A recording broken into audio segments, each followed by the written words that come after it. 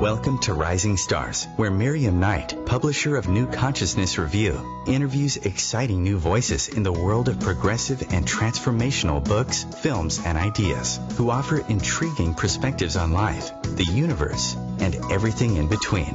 Join us as we celebrate the conscious awakening and explore many expressions of consciousness in action.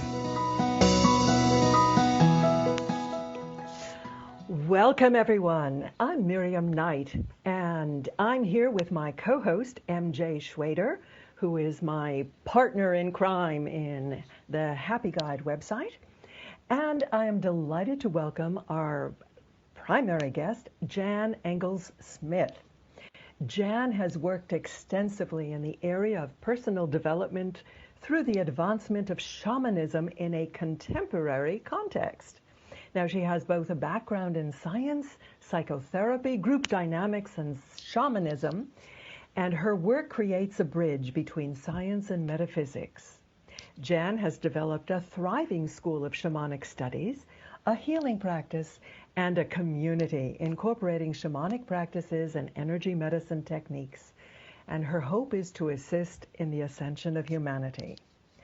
She is the author of a number of books, including Through the Rabbit Hole, Explore and Experience the Shamanic Journey and Energy Medicine, which is both a book and a video series featuring the shamanic journey.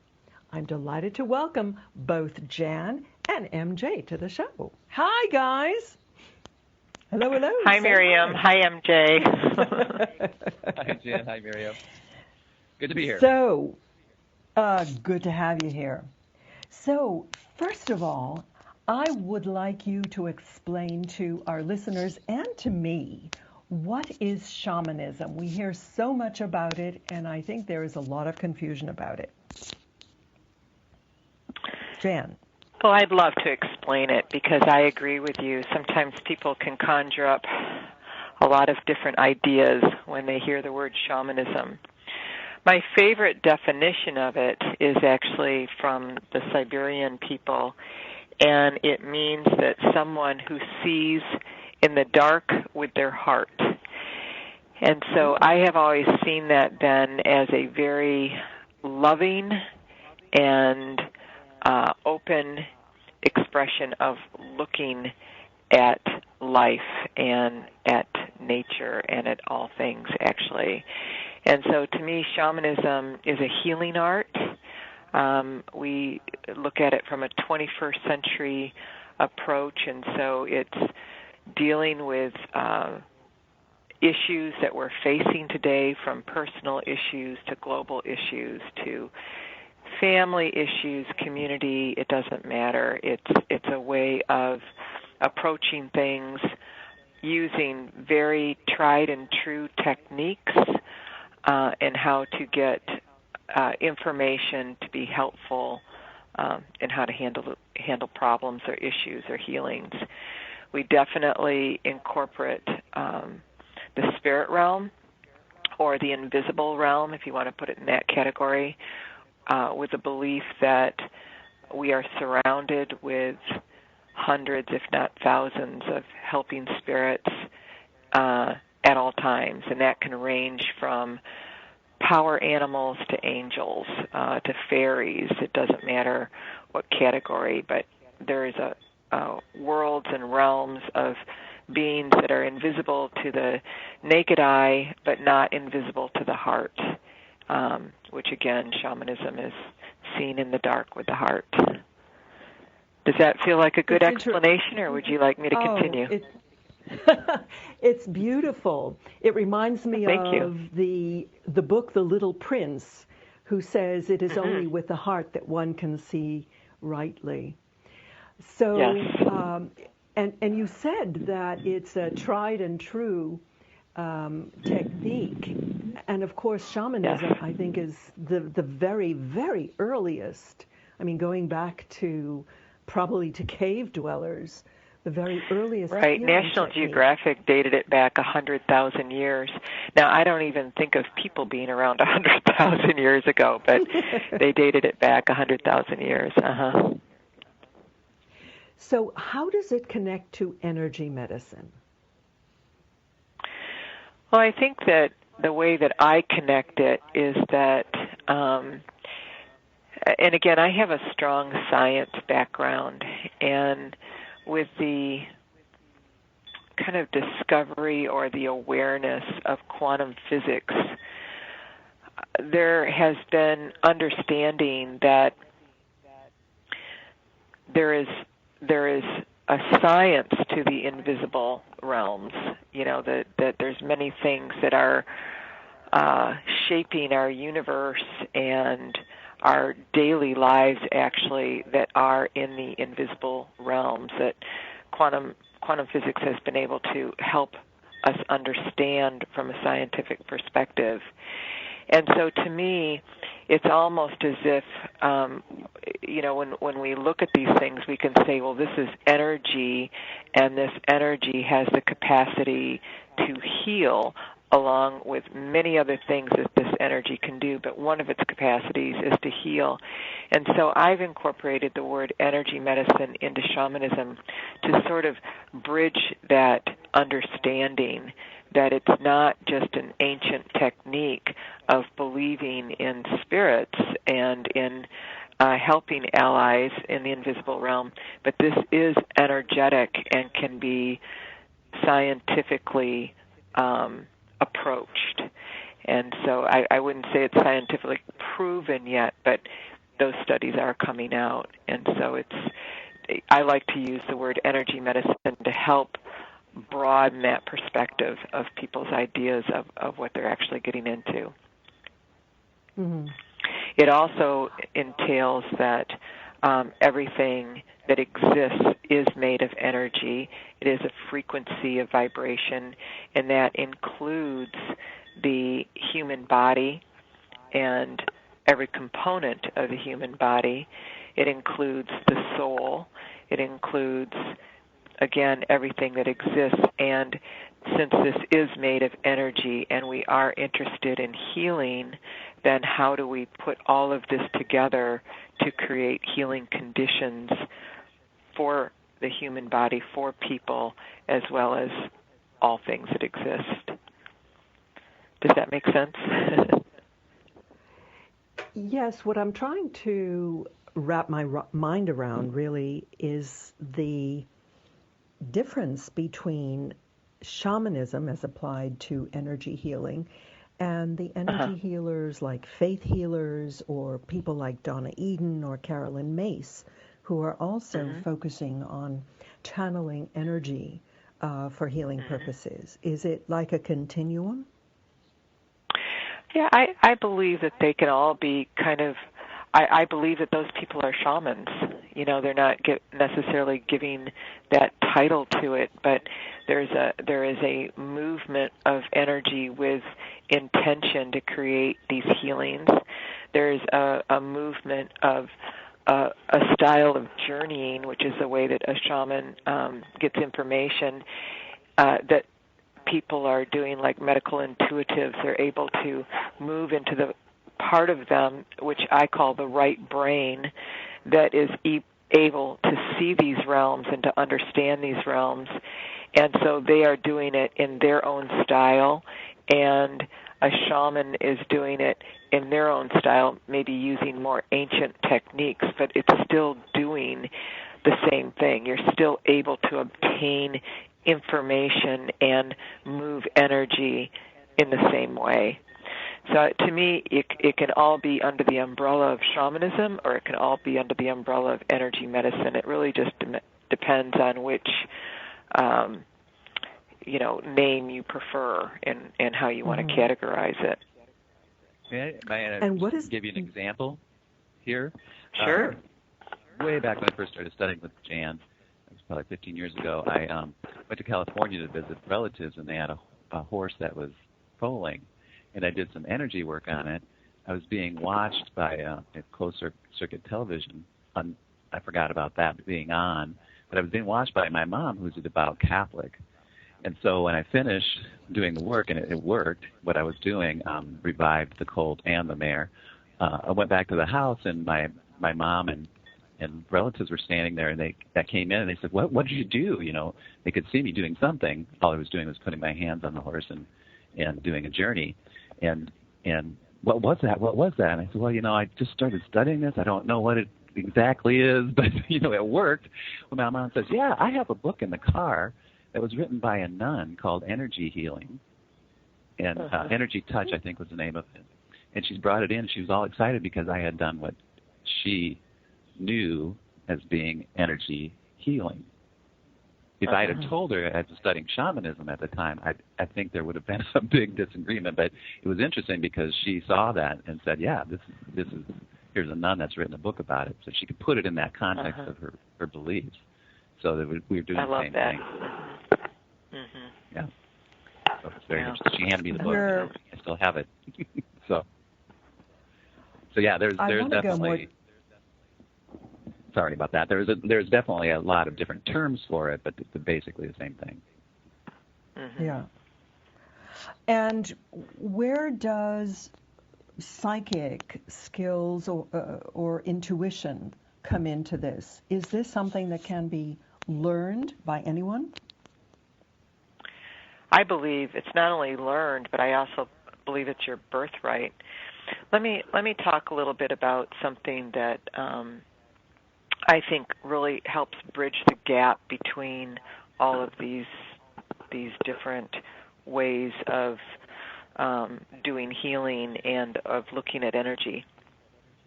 And this all stemmed years ago when I asked the spirits in a journey. I said, how much do we actually see that's around us? Because I knew that there's a lot that is involved in the invisible realms. And for some reason, I was expecting them to say something like, 20% is what you see. But they came back and they said, you actually see less than 1% of what's around you. And I was like, less than 1%? Wow. Exclamation mark. Multiple exclamation marks. Well, yes. We are speaking with Jan Engels-Smith, the author of Through the Rabbit Hole. Stay with us and we'll be right back.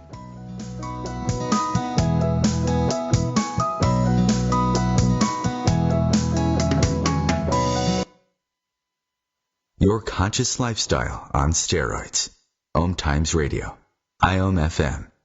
Humanity Healing International is a small nonprofit with a big dream. Since 2007, HHI has been working tirelessly to bring help to communities with little or no hope. Our projects are not broad mandates, nor are they overnight solutions, but they bring the reassurance that no one is alone and that someone cares. To learn more, please visit humanityhealing.org. Humanity Healing is where your heart is. Hi everyone, this is Shay Parker, the host of Best of the Best, which airs live right here on IOM Radio every Tuesday night at 8 p.m. Eastern and 5 p.m. Pacific. I'm super excited to bring you expert guest hosts, spiritual discussions, free psychic readings, and so much more. I can promise that you will not want to miss this one-of-a-kind, fun, yet touching, down-to-earth show. Join us every Tuesday night at 8 p.m. Eastern, 9 p.m. Pacific on OTR-FM. This is Shay Parker, and I can't wait to see you there. I am Fidel Nsombo. I was born in a city called Bukavu in the Congo. We were a loving family, and then, boom, everything that I had disappeared in a single day. People think that when you are a refugee, and they resettle you to America, and all your problems are done. They don't understand that that's the beginning of everything. I was not born a refugee. I was made one. It's time we welcome refugee families with open arms. Learn more at embracerefugees.org, brought to you by the Ad Council.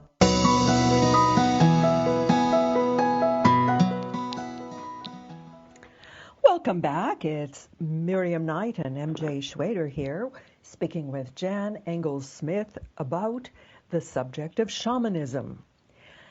So, you reminded me, Jan, that when you said that we see only 1% of what's around us, I remember taking some photographs at Trout Lake at the Iseti compound, and it looked like I was photographing a blizzard. There were so many orbs and strange light anomalies on my digital camera when I looked at them afterwards, that it was absolutely incredible.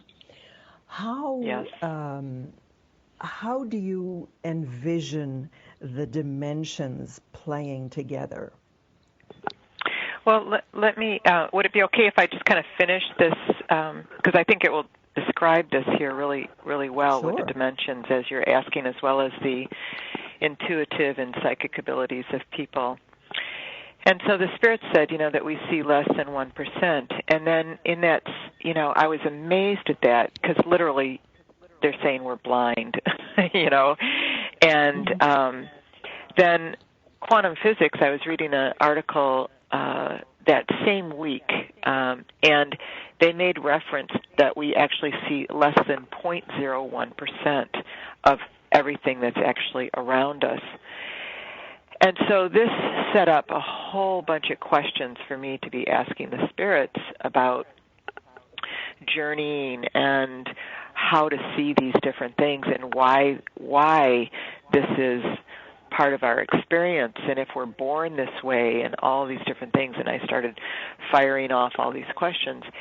And they said basically that we're conditioned into this, that when we're born what they call whole brain. But through our training, especially in the Western society, we are a left brain dominant culture. So we are taught to turn off the right brain and really, really concentrate on that left brain, which is language and sequential thinking and cause and effect and, very, very logical ways of looking at the world.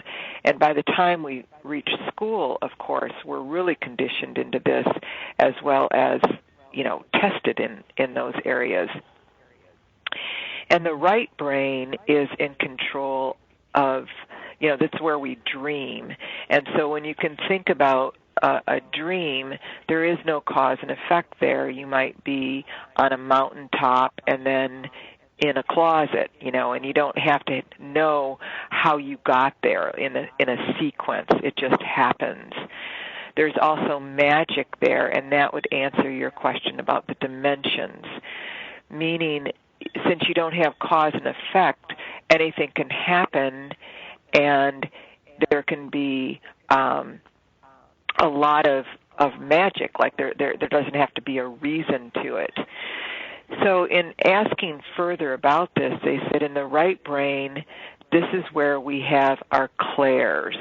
And so what I mean with clairs is like clairaudient,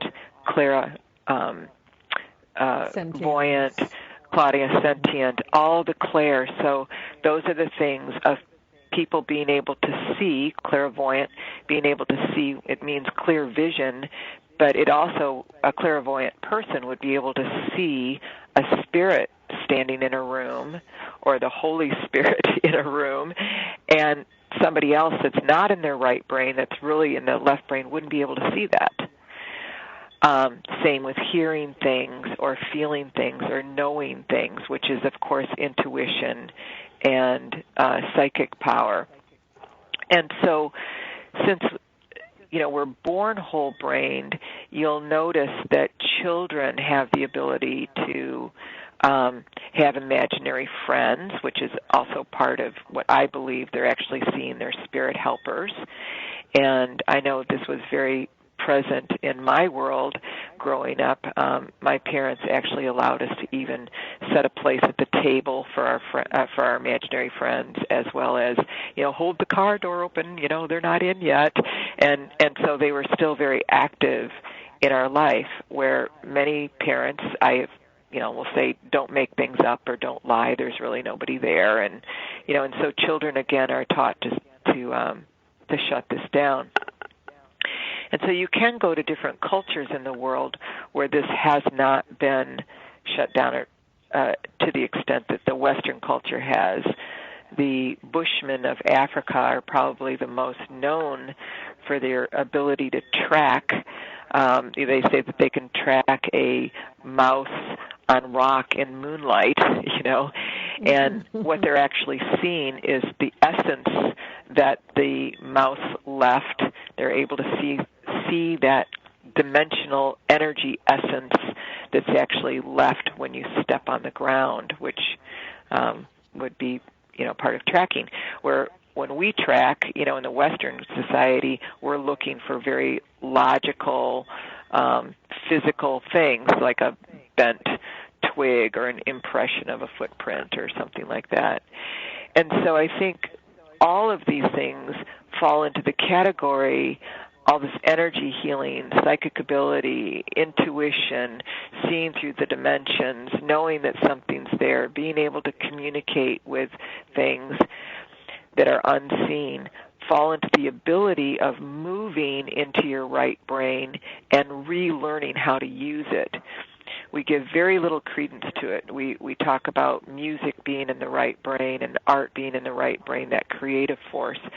But this is a much, much more involved training of how to turn it back on and be in that state of mind, which is what I think happens when you journey.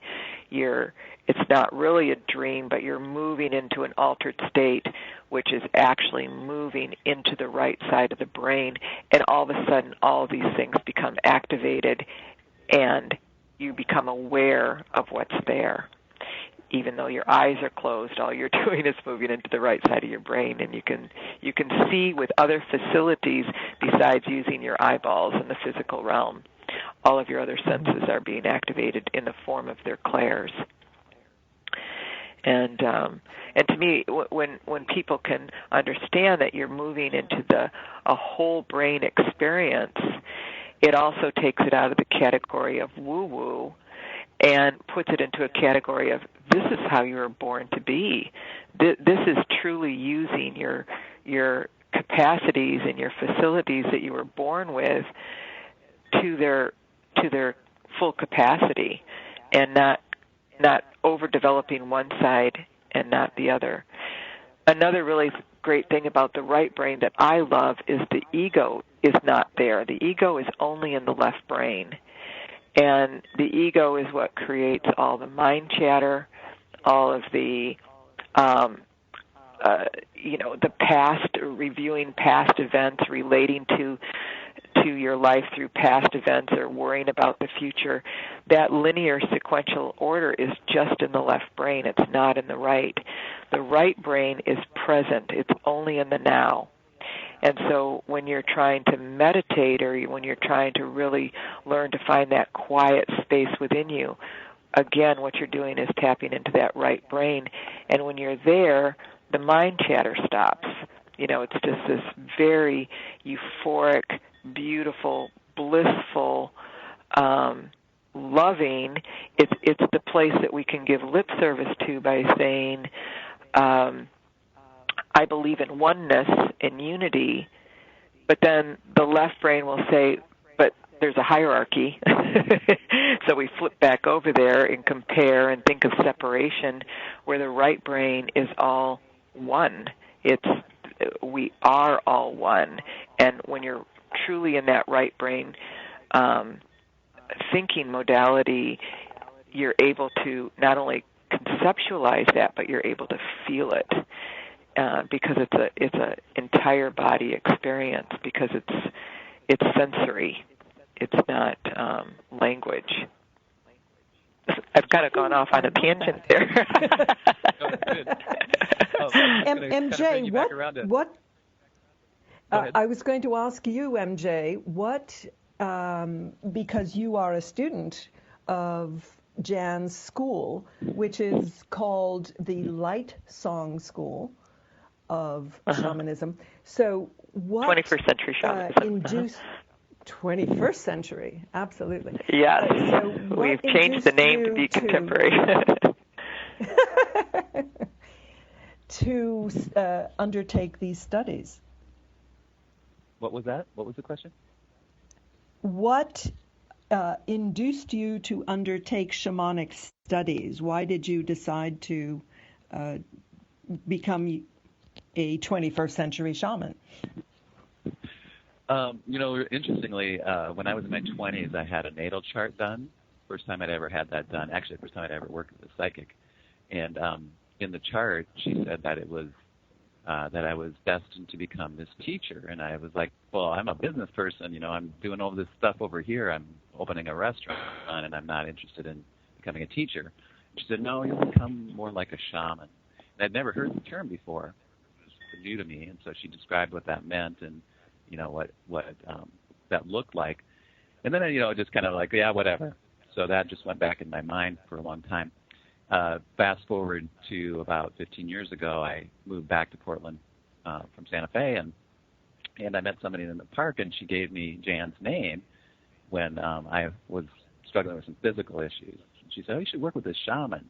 And then it came back up. It's like, hey, I'm that psychic a long time ago said I was going to become this shaman. Well, on my refrigerator here, I got to call her someday, and the day I finally called her, she was starting an 8-week course that she only taught once a year on shamanic journeying, which is what we're going to talk about today, what we've been talking about. And so she said, if you can get out to Gresham in an hour, the class starts.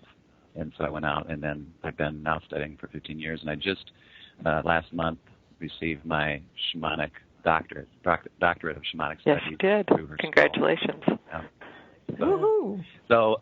So that's how I came to it. And I really came to it initially. Yeah, and I really came to it initially as a physical healing, and then, but it was also a lot of personal development and growth, and traveling my path. It made a lot easier, a lot more sense, bringing those what I was taught into my daily practice. So, yeah, that's how I came about it. And what I was going to ask was, just you mentioned the shamanic journey many times today, but can you just describe what a shamanic journey is for the listeners? Oh, we'll come back after the commercial and we'll take that question back up.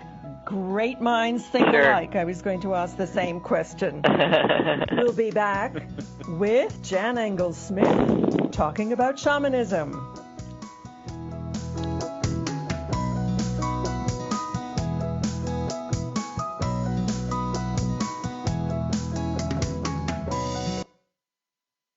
Free your mind with OMTimes Radio, IOM FM. Ascending Hearts is no ordinary dating site, but a spiritual dating site with a purpose, to link you with your soulmate. We engineer the serendipity so you can trust that you will attune with someone that has the same matching vibration as you. Ascending Hearts, the conscious dating site for the spiritually aware. Try Ascending Hearts for free, ascendinghearts.com. Grab a cup of tea or a glass of wine and tune in for Inspired Conversations with publisher Linda Joy on Tuesdays at 2 p.m. Eastern. Linda creates sacred space for leading female luminaries, empowering authors, heart-centered female entrepreneurs, coaches, and healers. A soulful venue where guests openly share the fears and obstacles they've overcome, wisdom and lessons learned, and the personal journey that led them to the transformational work they do in the world. Inspired Conversations to empower you on your path to authentic, soulful living.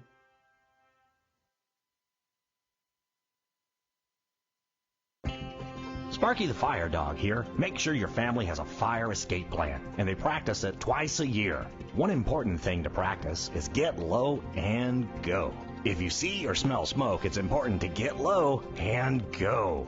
Protect your family from fire. For more information, visit sparky.org. We want to keep you, your family, and your community safer from fire. This message brought to you by the National Fire Protection Association and your local fire department. Visit sparky.org.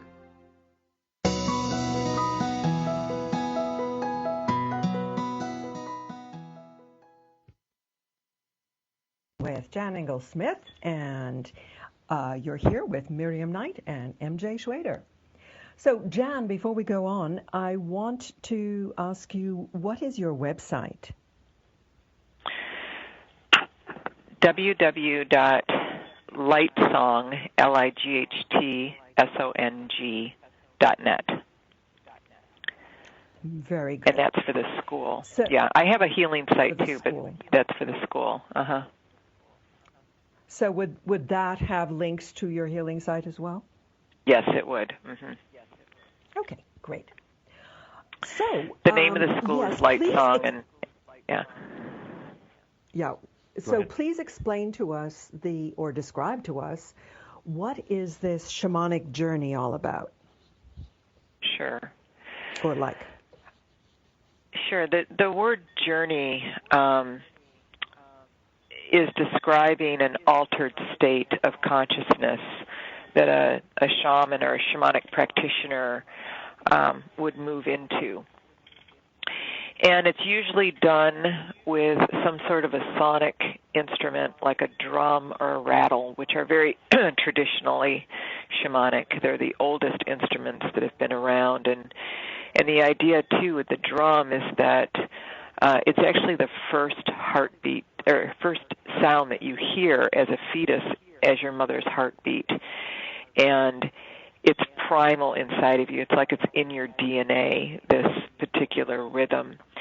So when you move into that type of rhythm and you're wanting to move into your right brain, that is much easier to do with that type of a sound. Usually your eyes are closed, but not always.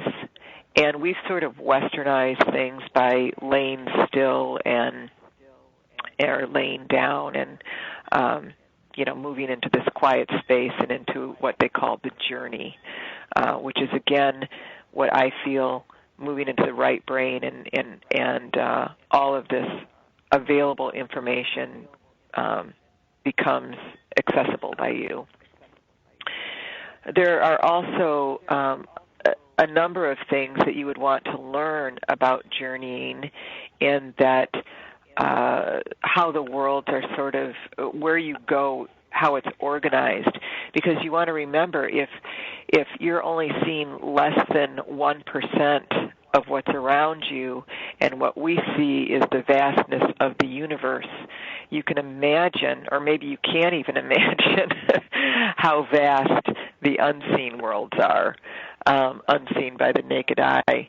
And so learning sort of a technique of how to journey and how to make connection when you're journeying is really a great thing to do. It's kind of like having training wheels on a bike and learning how to ride, or starting on a tricycle, I should say, and advancing up. The better that you get at it, of course, the less you can let go of some of the real standard techniques. But when you're learning how to do it, it will not only allow you to feel safe and well cared for, but it will get you in contact with unconditional love, which is what some of these beings are that you connect to when you're journeying. And again, I think the human being has probably never experienced unconditional love in this human life, no matter how good you think some of your relationships are. If you really examine them, they have conditions to them. But when you can move into this non-linear place, this non-egoic place, this place of oneness in a journey, you really get a taste of what unconditional love can be. And it teaches you how to be a really good human being then, I think, in the big picture. There's a lot going on in the process of journeying, and that's one of the subtleties of it and what's happening to your psyche. And so, again, journeying can be very formal, where you're, either drumming or you're listening to a drumming CD or MP3, closing your eyes, relaxing, and just moving into this, what they call shamanic state of consciousness or altered state of consciousness, which, again, I think is moving into the right brain, and these worlds become alive and animated for you. You always want to go in with an intention, a question, a curiosity, because that will then direct what starts coming to you. This is, again, very real places. They're vast, and You will get more out of your exploration if it has a purpose to it, which is what the intention does for you. It defines a purpose, what you're asking, and who you're going to meet. So when I teach people how to journey, I start off with very basic, we're going to meet your power animal. And indigenous people believed, this was before electric lights and people were living inside, they were very connected to nature. And so they believed that there's animal allies that protect you and take care of you and guide you, much like in the Christian religion we would think of as guardian angels. And so if you can learn how to dialogue with this being as a first step, that really opens a door very safely and beautifully and lovingly for you to venture into these worlds and get some guidance. Does this differ substantially from the type of journeying people experience, for example, in South America with the ayahuasca shamans or peyote, the kind of Castaneda described? Yeah, and Castaneda was not a healer. He was a shaman for sure, but his main interest was in power. And that is not what we teach. Our main interest is in how to bring wellness and healing to individuals, to not people, pets, land, the environment, all those different things. And the other thing that you want to realize is that plants, ayahuasca, peyote, all of these different things, they all have a purpose in their creation. Just like you and I have a purpose, or an animal has a purpose. Everything that's on the planet has a purpose, or what the spirits call, it's an agenda. It's why you're here. It's on a particular original blueprint of why you're here. And those plants are hallucinogens, and they are going to alter your brain according to their agenda. Not your agenda, not your connection to Spirit's agenda, but according to the plant's agenda. And, there's nothing wrong with that if that's what you want, but in the way that I teach people how to journey, it's not being circumvented or skewed by something else's agenda. It's you and your personal relationship to Spirit or to this unconditional love. We're not going to use something else to alter you to get there, because as soon as you use something else, then you're overlaying that agenda on your experience. And so even though these are methods that are practiced by many people and they're sacred and they're beautiful, I think that they come out of a culture, and in order to gain fully what they're meant to do, you have to be part of that culture. You have to really understand that culture and really understand that you're getting there through a different way, not a direct divine revelation or a direct connection. Heart to heart is what I call it. So, yes, they are a form of journeying, but they're not what I teach or what I believe is possible for the human to experience. I want human beings to experience love in the most natural and authentic way without it being superimposed with something else. And you never know what kind of journey you're going to get in those either. It depends on what kind of food is in your system, especially. It's really dependent on the type of food in your system. And most of us have got a lot of toxins in our body, which will be affected by, it will have an effect for you in your journey with those Have you ever experienced substances. it? No, No, Have you I ever haven't. experienced? No? Mm-hmm. I've never wanted to. I have such a great connection already that with my allies that I've never felt like I've needed to try anything like that. So I know a lot of people that have, and I've done a lot of work on people, healing work from people that have had difficult experiences with it. So it's tainted me a little bit.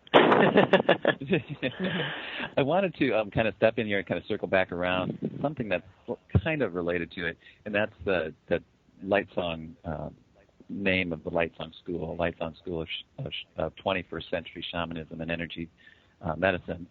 And one of the things that I get a lot from people who are learning about shamanism or who think they know something about shamanism is that it's specifically Native American. And one of the things that I like about the school that I really enjoy is that it's broad.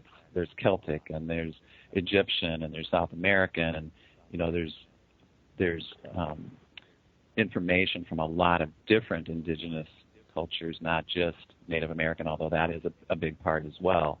So it's a broader piece of it. And as Jan said, the 21st century it's not only contemporary in the name, but we are facing different issues in our current lives than people were a century ago or 2 centuries or five centuries ago.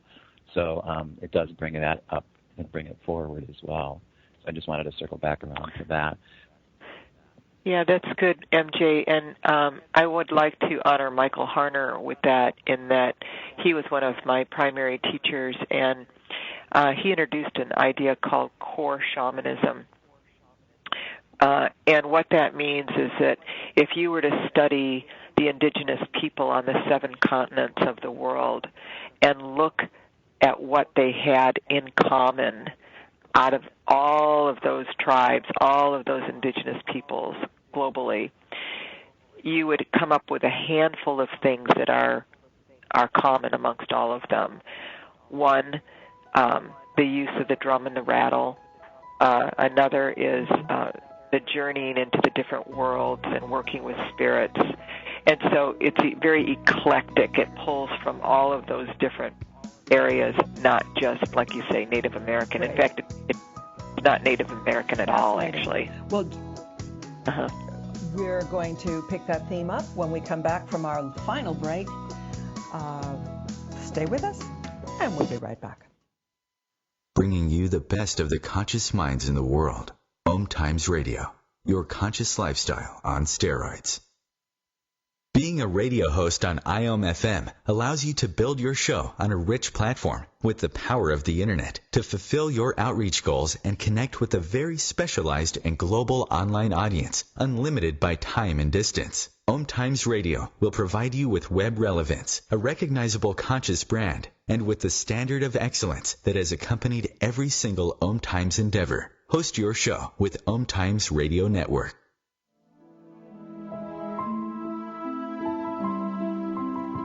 Join me, Maggie Chula, on Mondays at noon Eastern for Mastermind with Maggie. Let's work together in a mastermind. We can resolve life's problems and create goals for the future. Build action steps empowering you to create your life in partnership with your divine source of light, your soul. Manifesting your goals can be simple and easy, so come with your problems and leave with a plan. The Akashic Master Teachers and I are waiting to help you. Today, my new dad threw a barbecue. I burnt everything. And then we played catch. I broke Mr. Lewis's window. And then, somehow, my hand. My hand! And then my dad even let me drive his car. The hospital's on the right! It was a rough day. It was a great day. You don't have to be perfect to be a perfect parent. Thousands of kids in foster care will take you just as you are. For more information on how you can adopt, visit adoptuskids.org. A public service announcement from the U.S. Department of Health and Human Services, Adopt U.S. Kids, and the Ad Council.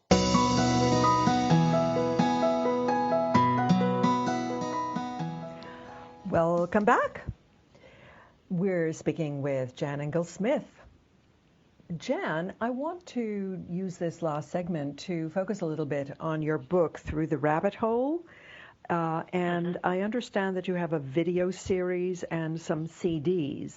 So can this Yes. book be used to actually have your own experience of journeying, or do you really need a teacher?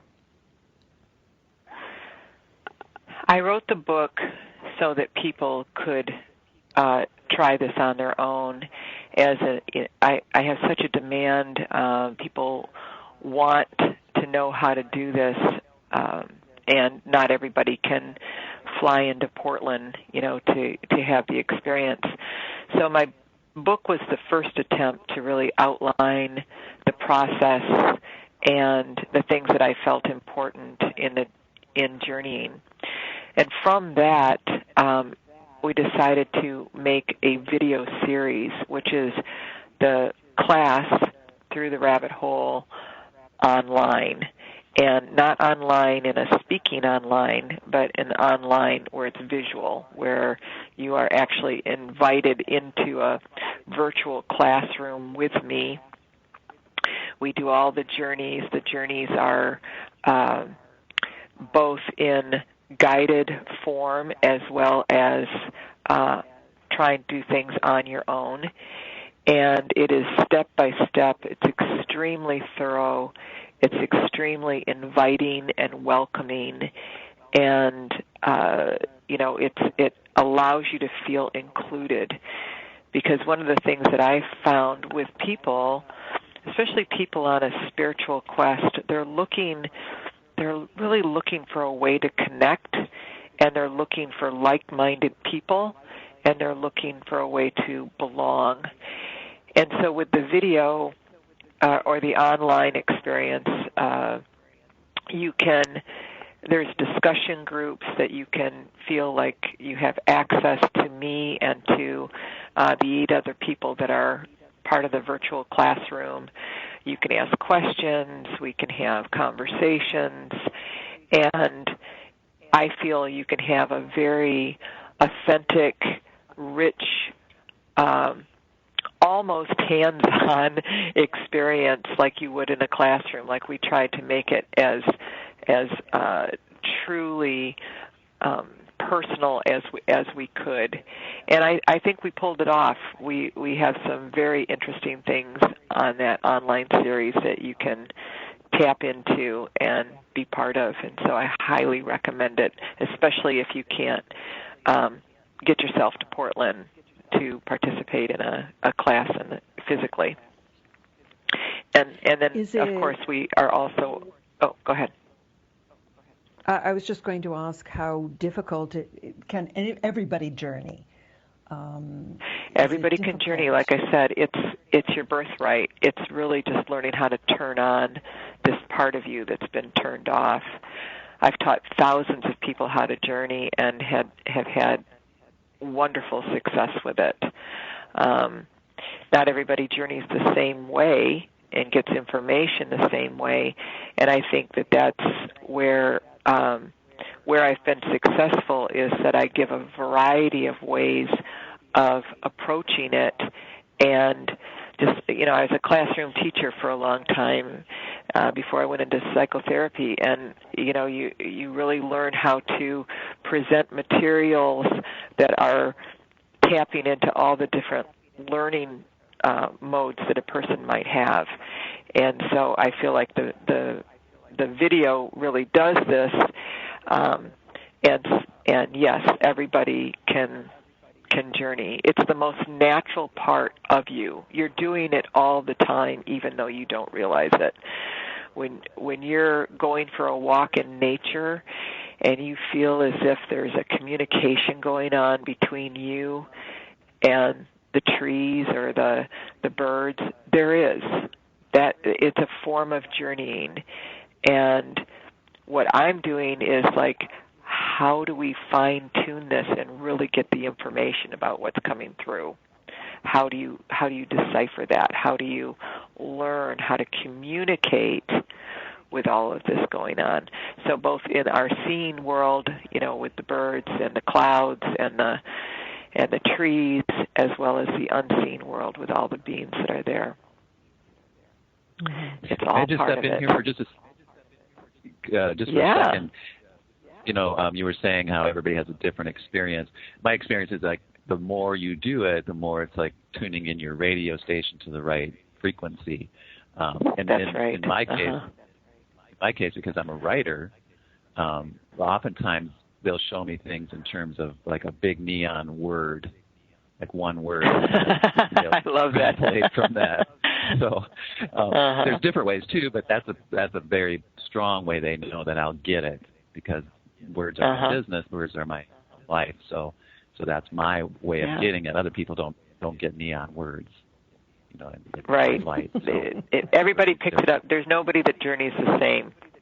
And and so teaching a variety of ways to get the information and not making anybody wrong or less than, but it's their way, really empowers them to move further into that style until it's just flowing for them. So if I understand correctly, the purpose of journeying is to, experience unconditional love, and B, make a connection with some kind of spiritual helpers who can help you in your life? Exactly. I'd put those in a different, I'd say A, making a connection, B, it's what you'll find is there's a subtlety about learning about unconditional love in the process, yes. But A is why we journey. It's to get us informed about all these other things and available help that's there for us, guidance, healing, anything that you need to help your life as a human being be better and more rich and happier. We are not placed on this planet to be by ourselves and to figure it out by ourselves. We have all kinds of available resources and help around us that is all the other things that we share this planet with, both visible and invisible, and we're all working as a team. But you have to learn how to tap into it to get your needs met. So you could certainly use the word journeying as a cognate for any kind of interdimensional connection with one's spiritual helpers? Absolutely. So yeah, it is a term that would describe it. It's a style, it's a technique that is a usable so it's form one to technique. get that. Right. It's one technique. Right. And what I like about it is that it's quick, it's easy to learn, and it's reliable, and anybody can do it. Mm-hmm. Whereas meditation is another technique, but I've been a meditator since I was in my early 20s, and it takes tremendous amounts of discipline and sort of hard work for success. Sometimes you have it and sometimes you don't. Where when you learn how to journey, you can be successful in a weekend, or with this video course that I have, you can have success, and then you can become very proficient at it with practice and learning more and more things. And then, of course, learning all the healing techniques and how to do just absolutely miraculous things for people and for yourself and for your family and for your friends, for your pets. Have either of all you, of those things have either of available. Have either of you had journeys that really blew your minds? Oh, yeah. Lots. Lots. Regularly. More often than not, actually. Yeah, more often than not. I still get blown away sometimes. It's just like, oh, my God. Yeah. Give us an example. Example? So many. Oh, yeah, let's see. Well, actually, we are coming to the end of the show, so why don't we ask you for some kind of closing message to our listeners? In particular, how are the different ways that they can get these different ways of learning to do journeys? Well, you mean through my website and things like that? Is that what you mean, MJ? Yep. I'm sorry? Yep. Yeah, and what I would say as a closing message is that you're not alone, and there's all kinds of resources and help available to bring you in a path of wellness and well-being and happiness. And many of these things can be provided in learning how to journey, and you can definitely contact me on my website of lightsong.net, or send me an email at jan@lightsong.net, and you can get books or videos or CDs, anything that fits your fancy, audio books. It's all available on my website. And one of my missions in life is to be of service, to be helpful, to help bring wellness to the planet and to people. And I just am unrelentless in my ability to reach out and to provide that. And so, take advantage of it. Thank you very much. We've been speaking with Jan Engels-Smith. Her website is lightsong.net. Thank you, Jan. Thanks, Jan. And you're entirely you, welcome. My pleasure. And do come back and join us next week, and we would hope that you have a blessed day, week, and recover from anything adverse in the news. Many blessings. Yeah. Goodbye. Bye-bye.